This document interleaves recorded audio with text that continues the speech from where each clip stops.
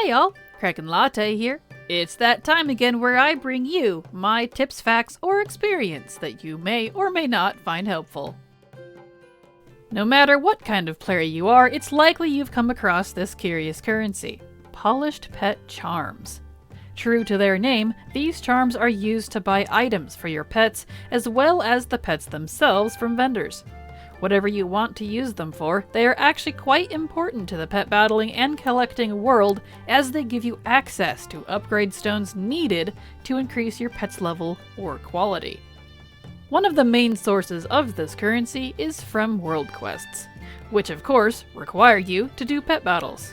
While these are pretty easy so long as you have a decent collection, what if I told you there was another source that didn't require battling?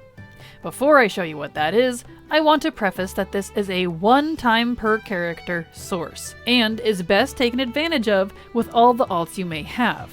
Plus, just doing the world quests, assuming there are several active that reward charms, is technically faster. But, like I said, no battles are needed for this. The battle for Azeroth, Isles of Zandalar, and Kulturas both have an assortment of unique, static, one-time treasures that spread across the zones, much like many other expansions. However, there is a handful of these treasures that actually reward a small amount of, you guessed it, polished pet charms. And there are a couple of rares that do as well.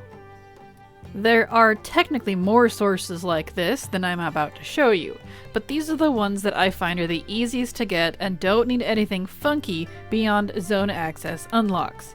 There are some rares in Shadowlands that drop charms as well, but until those are scaled down, they're a bit of a pain to get to. The ones I've collected here for you are the ones that take the least amount of effort, and thus, in my opinion, are actually worth the time.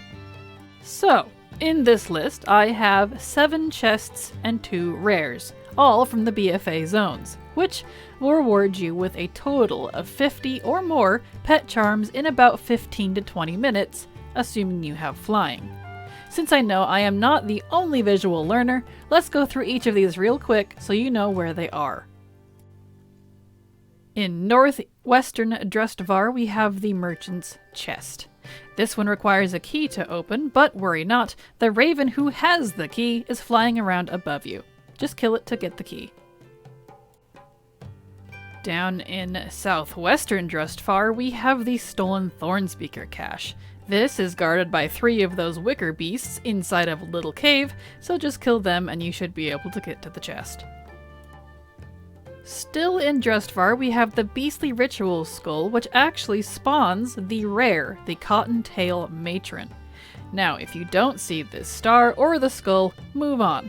I've definitely done this rare without the world quest, but it seems to have a long spawn timer, so if you don't see it, don't worry about this one.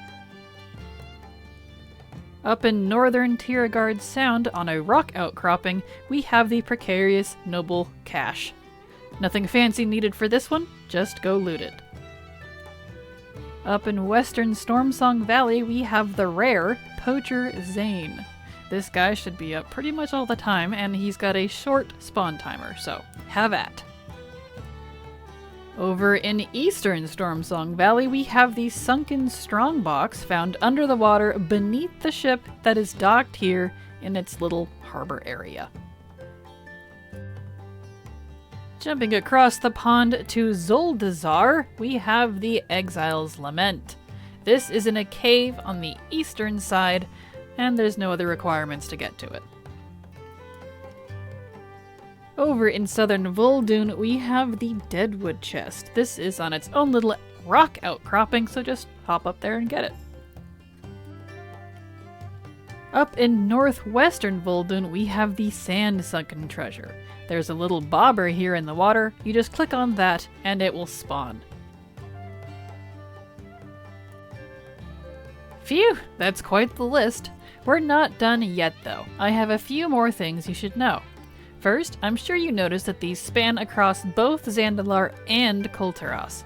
This means that you will need to be at least level 35 because you need to have unlocked at least one opposite faction foothold in order to access the opposite faction zones.